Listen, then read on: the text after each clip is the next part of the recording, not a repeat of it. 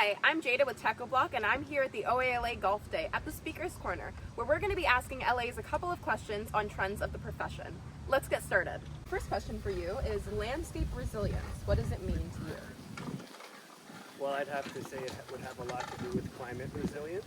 Be anything from drought-tolerant planting designs to stormwater management and green infrastructure projects. Being prepared for the 100-year storm, the biggest wind, preparing your sites for the unknown.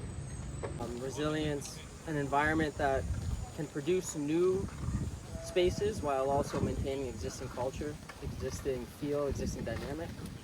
It's about creating diverse environments and creating landscapes for the future. Probably landscaping that is durable, hardy, stuff that doesn't necessarily need a lot of water, some xeriscaping. I think landscape resilience is probably the ability to withstand our kind of ever-changing environment at the moment. We're seeing all these crazy wildfires and everything happening. I think the loss of pollinator species is a big thing. So being able to kind of identify those issues and respond to them effectively so that landscapes can persevere through all of the challenges that are upcoming. Okay. I guess I'd answer it from a technical point of view. I mean, is that about durability and how products stand up over time, whether they're natural or engineered?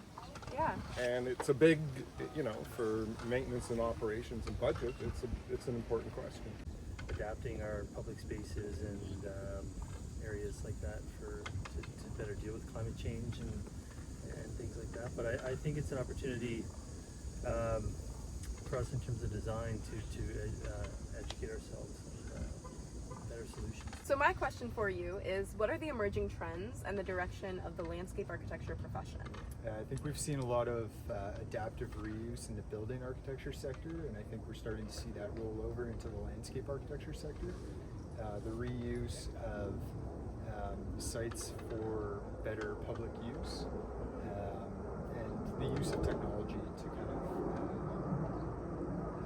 of survey the population to get better results for those spaces.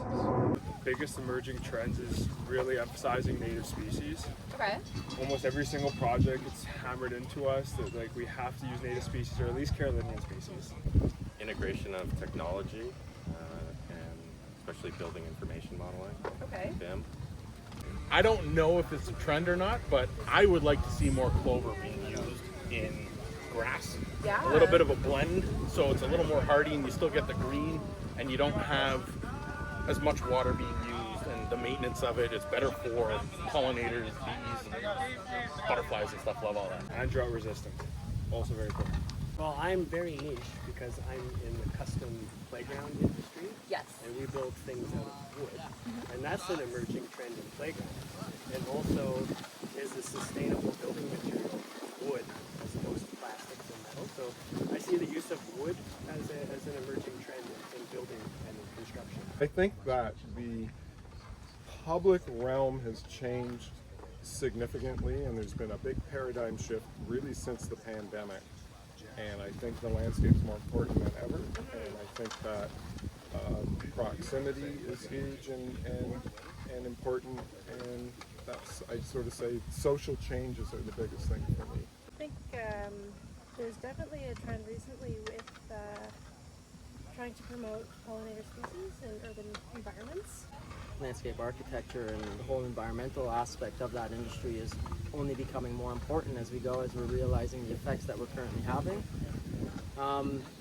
I see a lot of growth in it. I mean, there's been a lot of growth in the last multiple years, but I only see it moving forward. It's important to treat the environment with respect, using good products, sustainable systems, whether it's a lid system, green roofs, etc. So I think we can do a big part in trying to help some of the issues that we're currently having. And final question, what is your approach to the integration of technology and innovation in your design process? I think at the moment, a lot of the technology that we've been using in the design process is surely the amount of data that's available to us during the process. So going back to landscape resiliency, it's really looking at how I guess there's a lot of research out there, and just the availability of having that at your fingertips through all these various apps and things that are being developed. So as you're working through the process, our resources are endless.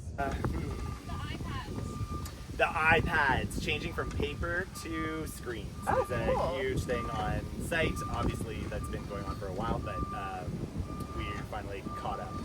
Nice. So in and outside of the office too, then. Yes, yeah. So doing iPads for tree surveys, for site inspections, for minute taking. There's no more paper, screens all the way. I think a lot of it is looking at precedent projects, making sure that you really understand how products and materials and plant material is performing in the landscape, and understanding how it changes over time, Okay. and making sure you can implement it in a way that it grows into something great.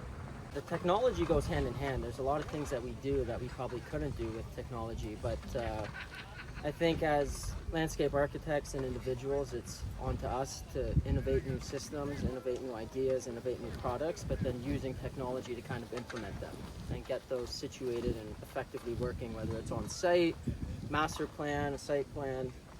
But they go hand in hand, and we need both of the two to kind of make things work. Well, we use a software called Land Effects. Okay. I don't know if that answers your question, but Land Effects really, really streamlines the process of, I don't know, picking, counting, speccing products, and with that, I mean, it saves a lot of time, right? I think it starts early with the overall concept that we're trying to achieve, and I think that most municipalities now embrace innovation and sustainability, so everybody's working together on it. I rely on our junior landscape architects to teach me. No, seriously, but I'm half joking, but half not. I mean, when I graduated, we didn't use SketchUp and those types of programs, right? They just wasn't around. Maybe Yeah. they were, but we certainly didn't. So I do rely on a lot of our junior staff and younger staff to educate me on that kind of stuff. But I think they're good. I think they can go a little bit too far. Like some of the programs, you can ask it questions and it will write, it'll give you a whole essay, response. But I think we do use, some 3D software and things like that in our office to kind of better simulate not just what the landscape will look like, but how it's going to perform. Yeah. Okay. Cool. Well, that's motivating for newer LAs. Their value in the office. So thank you very much for your You're time, welcome. Brad. You're welcome.